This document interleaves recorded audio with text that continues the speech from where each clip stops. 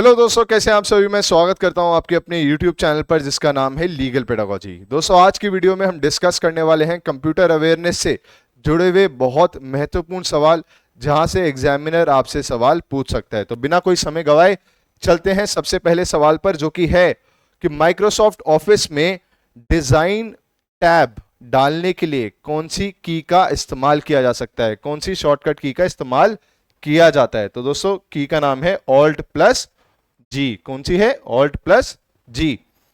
और CTRL plus ए का इस्तेमाल कब किया जाता है? कि जब आपको पेज पे जो भी लिखा गया है उस सभी को एक साथ सेलेक्ट करना है, तो उसके लिए CTRL प्लस ए का इस्तेमाल किया जाता है। CTRL प्लस के का इस्तेमाल किस लिए किया जाता है? हाइपरलिंक डालने के लिए। शिफ्ट प्लस F3 का इस्तेमाल किया जाता है शब्दों को छोटा या बड़ा करने के लिए, उसका केस चेंज करने के लिए, अपर केस या लोअर केस करने के लिए। ठीक है।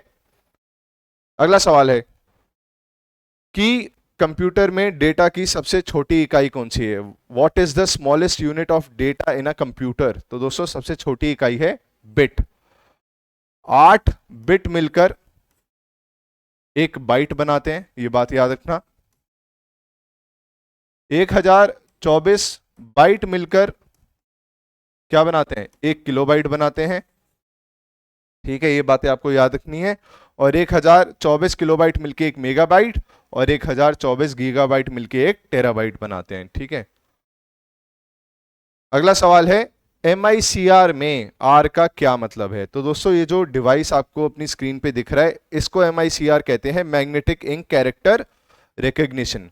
जैसे कि जब आप जाते होंगे कहीं पे शॉपिंग करने, तो आप ATM डालते होंगे, उस मशीन में स्वैप करते होंगे, तो वो मशीन क्या करती है, जो भी मैग्नेटिक कैरेक्टर्स इस पे लिखे होते हैं वो सभी को रीड कर लेती है।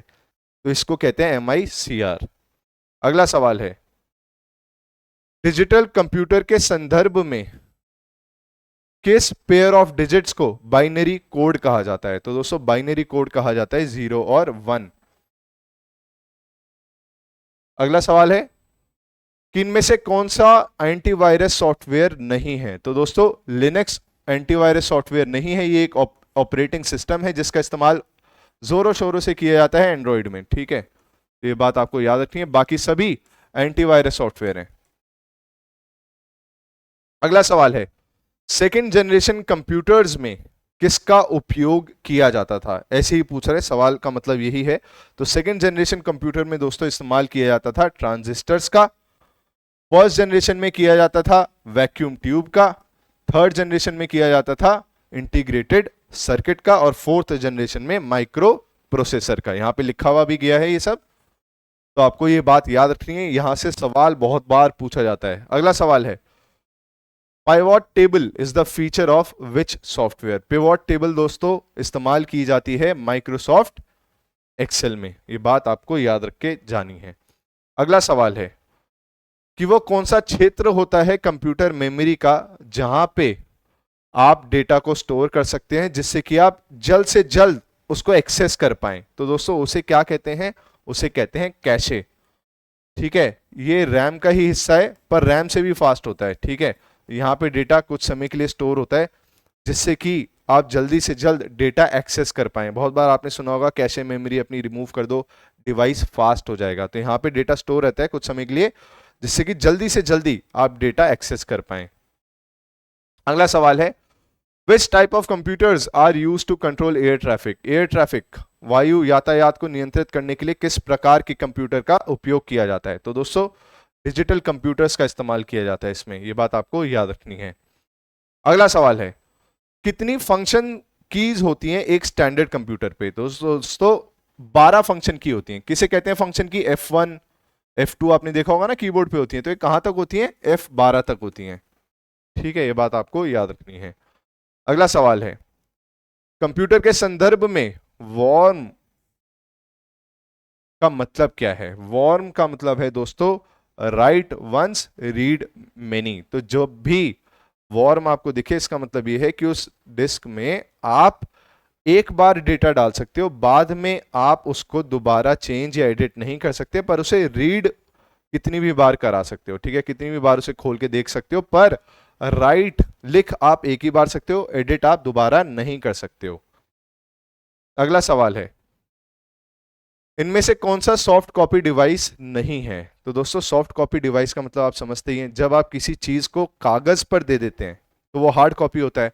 जब आप केवल किसी को मेल लिखते हैं तो वो उसके डिवाइस पे जाता है, कागज पे नहीं होता वो, तो वो सॉफ्ट कॉपी होता है। तो प्लॉटर जो है वो सॉफ्ट कॉपी डिवाइस नहीं है, वो हार्ड कॉपी डिवाइस है, प्लॉटर ही होता है। आपने देखा होगा कि जब प्रिंट आउट्स निकलते हैं बड़ी बड़ी मशीनों पे, पोस्टर छपते हैं, तो वो ऐसी किसी मशीन पे छपते हैं, तो ये हार्ड कॉपी डिवाइस हुआ ना, कागज पर आ रहा है निकलकर। बाकी मॉनिटर, प्रोजेक्टर, स्पीकर, ये सब सॉफ्ट कॉपी वाले हैं। अगला है, कौन सी शॉर्टकट की का इस्तेमाल किया जाता है एमएस ऑफिस में सारे ही पेज पे जितने कंटेंट्स हैं उनको सेलेक्ट करने के लिए? अभी कुछ समय पहले भी बताया था इसी वीडियो में, CTRL+A का इस्तेमाल किया जाता है कि पेज पे जितना भी लिखा हुआ है उसको एक साथ हम CTRL+A एक साथ दबाकर सेलेक्ट कर सकते हैं।